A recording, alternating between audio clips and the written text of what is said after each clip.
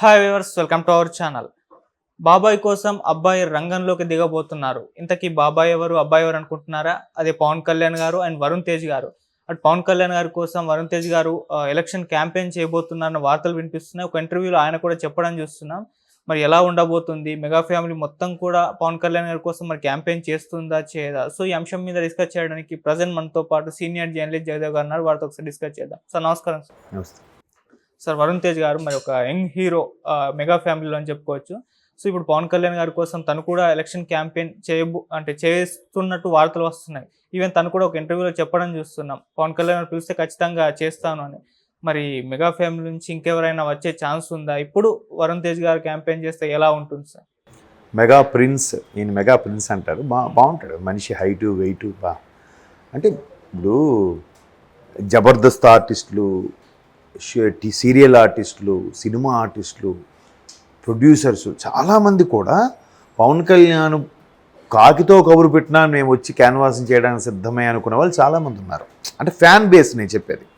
ఎందుకంటే నాకు తెలిసి తెలుగు ఇండస్ట్రీలో అంత తక్కువ టైంలో అంత క్రేజ్ ఉన్న హీరో, ఆ క్రేజ్ని నిలబెట్టుకున్న హీరో కూడా నాకు తెలిసి పవన్ కళ్యాణ్ ఏమో, ఇంకెవరూ లేరు. ఇప్పుడు చిరంజీవి గారు వచ్చారంటే అది వేరు. ఆయన ఎక్కడ పునాదురాల నుంచి కష్టపడి ఆ రోల్స్ చేసి ఈ రోల్స్ చేసి సామ్రాజ్యాన్ని స్థాపించాడు ఆయన.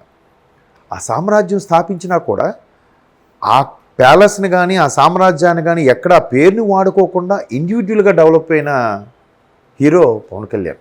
మిగతా అందరితో ఒక లెక్క, ఆయనతో ఒక లెక్క.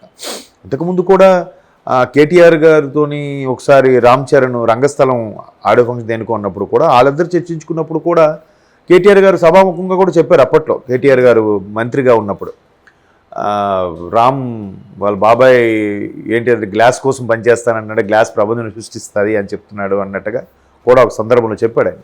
అంటే ఆయన కూడా చరణ్ కూడా సిద్ధంగా ఉన్నాడు. ఆయన బాబాయ్ కాకపోతే ఆయన ఎవరిని పిలవడు, ఎవరిని ఆహ్వానించడు. ఆయన అది ఒక సెపరేట్ రూట్ అనుకోవాలి. ఒక విధంగా ఎక్కువగా కూడా కుటుంబ సభ్యులు శుభకార్యాలుగా దానికి అటెండ్ అవుతాడు, వెళ్తాడు, 1 గంట 2 గంటలు ఉంటాడు, వచ్చేస్తాడు. కానీ అదొక ప్రపంచంలో ఉన్నాడంటే చాలామంది అతని సన్నిహితులు చెప్తూ ఉంటారు. సో అలాంటప్పుడు ఎక్కడెక్కడో బయట ఆర్టిస్టులే పవన్ కళ్యాణ్ గారు చూపు కోసం మేము ఎదురు చూస్తున్నాం అనుకునేటప్పుడు సొంత అన్నయ్య కొడుకు కదా, ఎందుకు రారు? మేబీ అంటే ఒకవేళ వచ్చినా వద్దురా, ఎందుకు నువ్వు కెరీర్ బాడీ చేసుకుంటావనో, లేదంటే ఇప్పుడు నుంచి వస్తే నీకు కొంత రాజకీయాల్లోకి వస్తే ఒక వర్గం ప్రేమిస్తుంది, ఒక వర్గం ద్వేషిస్తుంది, సహజం కదా. అలాంటి ఎందుకు ఇబ్బంది పడడం అనే ఉద్దేశంలో కూడా ఒకసారి ఒక మాట ఆయన పిలిస్తేనే వెళ్తేనే బెటర్, పిలవకుండా వెళ్తే మళ్ళీ కోపడతాడేమో అని భయంకి బాబాయ్కి రెస్పెక్ట్ ఉంటుంది కదా. అలా అనుకుని కొంతమంది రాకపోయి, ఈవెన్ ఇంతకుముందు సాయి ధరమ్ తేజ్ కూడా 2-3 సందర్భాల్లో చెప్పారు ఆయన, మావయ్య ఎప్పుడు ఆయన పాలిటిక్స్లో ఎప్పుడు పిలిచినా నేను రెడీ, ఆయన ఏ పని చేయమన్నా నేను చేస్తాను అన్నట్టుగా కూడా అంతకుముందు అన్స్టాబుల్ ప్రోగ్రాంలో కూడా చెప్పారు. అంటే ఇండైరెక్ట్గా ఆ భావం వచ్చేలాగా. కాబట్టి సాయి ధరమ్ తేజ్ ఏంటి, వరుణ్ తేజ్ ఏంటి, ఎవరైనా సరే, ఈవెన్ అల్లు అరవింద్ గారి ఫ్యామిలీ కూడా సిద్ధంగా ఉన్నారని కూడా కొన్ని సందర్భాల్లో మనం చూసాం. కాబట్టి ఇండస్ట్రీ అంతా కూడా ఒక దీంట్లో ఉంది. ఎందుకంటే చాలా సందర్భాల్లో నరేష్ గారు చెప్పారు పవన్ కళ్యాణ్ గురించి, తర్వాత రాజా రవీంద్ర చెప్పాడు, తర్వాత శివాజీ రాజా గారు. అంటే వీళ్ళ వరకు ఎందుకు చెప్తున్నారంటే వీళ్ళు మా ప్రెసిడెంట్స్గా చేశారు. మా ప్రెసిడెంట్గా చేసినప్పుడు కూడా వాళ్ళకి ఇంటర్వ్యూలో, సార్ పవన్ కళ్యాణ్ గారు ఇట్లా ఉంటున్నారు కదా, మీకు ఓకేనా ఆయన అంటే, ఖచ్చితంగానండి ఇండస్ట్రీ తరపు నుంచి ఉన్నారు కాబట్టి మేము వాళ్ళకే సపోర్ట్ చేస్తాం, ఎందుకంటే ఆయన కొంచెం నెక్కచ్చైన మనిషి అని కూడా చాలా సందర్భాల్లో మా ప్రెసిడెంట్స్గా అయిన వాళ్ళు కూడా ఫేవర్గా మాట్లాడడం చూసాం. కాబట్టి ఎక్కడెక్కడ వాళ్ళు బయట వాళ్ళు ఆయనతో జస్ట్ ఒక సినిమా చేసిన వాళ్ళు, లేదా చిరంజీవి గారితో సినిమా చేసినప్పుడు ఈయన నడతా చూడగా ఇంప్రెస్ అయిన వాళ్ళు కూడా ఈయన పిలుపు కోసం ఎదురు చూసే వాళ్ళు ఉంటుండగా ఇంటి సభ్యుడు కదా, ఎందుకు రారు? అంతకుముందు ఎన్టీఆర్ గారు కూడా టీడీపీ కోసం చేశారు కదా. ఇప్పుడు కూడా ఆయన బిజీ అయిపోయాడు, కానీ ఎందుకంటే సినిమాలు నమ్ముకొని ఇవన్నీ ఆ మధ్యలో కాల్ షీట్లు ఆపితే ప్రాబ్లం అవుతుందని మేబీ ఎన్టీఆర్ రావట్లేదేమో. కానీ దానికి కొంతమంది కొన్నిసార్లు మొన్న ట్రోల్ చేశారు కళ్యాణ్ గారు ఇచ్చే స్టేట్మెంట్కి. బిజీ ఆర్టిస్ట్ ఆయన, అంత బిజీగా ఉన్నప్పుడు ఒక్కసారి మళ్ళీ క్యాన్వాసింగ్ ఈ 2 నెలలు బయట వచ్చేస్తే అక్కడ 2 నెలలు షెడ్యూల్ అయిపోతే ఎంత నష్టం ప్రొడ్యూసర్కి? 10 రూపాయలు ఇంట్రెస్ట్ కూడా ఉన్నాయి ఫైనాన్స్ చేసేవి, ఎంత నష్టం అండి? ప్రొడక్షన్ ఒక సినిమా రన్ అవుతుందంటే ప్రత్యక్షంగా పరోక్షంగా ఒక 2,000 మంది బ్రతుకుతారు. వాళ్ళందరికీ పేమెంట్లు ఇచ్చుకోవాలి కదా. వాళ్ళ ఆ పేమెంట్ మాట 2 నెలలు ఎంత ఇంట్రెస్ట్ పెరిగిపోతుంది. సో వీటన్నిటిలో దృష్టిలో పెట్టుకుని కళ్యాణ్ రామ్ గారు స్టేట్మెంట్ ఇస్తే దాన్ని కూడా వక్రీకరించారు. ఇప్పుడు ఎన్టీఆర్ గారు చాలా సందర్భాలు చెప్పారు, జూనియర్ ఎన్టీఆర్ గారు, ఇది తాతగారు పెట్టిన పార్టీ, ఎప్పుడు పిలిచినా నేను సిద్ధమే, ఎప్పుడైనా నేను దానికోసం ఒక కార్యకర్తగా పనిచేస్తాను అని. వాస్తవం ఏది, ఆబ్వియస్లీ కదా. సో అలాంటప్పుడు ఇప్పుడు వాళ్ళకి ప్రొఫెషన్లో ఉన్నారు కాబట్టి వాళ్ళు డిస్టర్బ్ చేయకూడదు, టచ్ చేయకూడదు. పైగా మంచి స్వింగ్లో ఉన్న సూపర్ స్టార్ ఆయన ఎన్టీఆర్ గారు. అలాగే ఇప్పుడు వరుణ్ తేజ్ కూడా మంచి అప్కమింగ్ హీరో, మంచి హిట్స్, డిఫరెంట్ మూవీస్ చేస్తున్నారు. మేబీ పవన్ కళ్యాణ్ గారు కూడా ఇప్పుడు ఎందుకు నువ్వు సినిమా చేసుకో, కెరీర్ ఎందుకు బాడు చేసుకుంటావు అనే ఉద్దేశంలో నువ్వు అవాయిడ్ చేయొచ్చు, వద్దులే ఇంకా చిన్నోడని.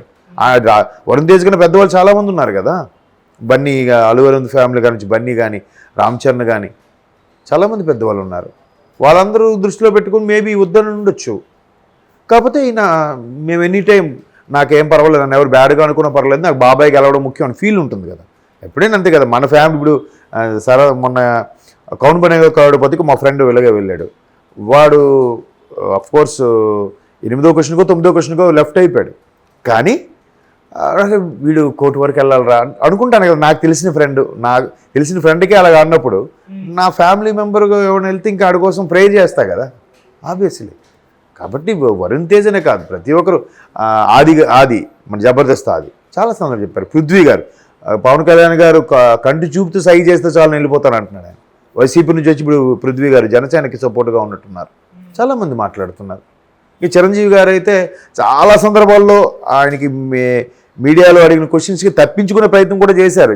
కానీ ఇండైరెక్ట్గా కొన్ని ప్రెస్ మీట్లో నాలాగా తమ్ముడు అమాయకుడేం కాదు, దెబ్బకి దెబ్బ మాటకి మాటే అన్నట్టు కూడా ఇట్లా చెయ్యలేము అనుకుని కూడా చెప్పారు చిరంజీవి గారు. ఇప్పుడు ఆయనకి కూడా ఇంట్రెస్ట్ ఉండదా? ఉంటుంది. కాకపోతే చిరంజీవి గారు హుందాగా ఉంటాడు. ఆయన సర్లే, ఆల్రెడీ నేను పిఆర్ పార్టీ పెట్టాను, తర్వాత కాంగ్రెస్లోకి వెళ్ళిపోయారు, తర్వాత కాంగ్రెస్ నుంచి కూడా వచ్చేసి సినిమాలు చేసుకుంటున్నారు, ఎందుకులే నా ఇన్ఫ్లుయెన్స్ కానీ నా ఇది కానీ ఆయన మీద పడకూడదని ఉద్దేశము, లేదా తమ్ముడు హ్యాపీగా ఉంటే చాలని ఉద్దేశము. ఈయన అసలు ఎక్కడ స్టేట్మెంట్ ఎవరు ఇన్వాల్వ్ చేయరు. మరో భయం కూడా ఉంది, ఒకవేళ ఒక స్టేట్మెంట్ ఇచ్చినా దాన్ని ఇంకోలా కూడా తీసుకోవచ్చు. లేదు, ఖచ్చితంగా తమ్ముడికి ఇంట్లో ఒక సభ్యుడు కాదు, తమ్ముడికే నేను సపోర్ట్ చేస్తానని అన్నారు అనుకోండి చిరంజీవి గారు, వైసీపీ ప్రభుత్వంకి ఇంకా సీన్ లేదు, నెక్స్ట్ వచ్చేది జనసేన అంటున్న చిరంజీవి గారు అని పెడతారు పేపర్లోనూ, స్క్రోలింగ్లోనూ, సోషల్ మీడియాలోనూ. ఇప్పుడు దానికి ఏం మాట్లాడతాడు ఆయన? నేను అలా అనలేదురా బాబు అని మొత్తుకుంటాడా? కాదు కదా.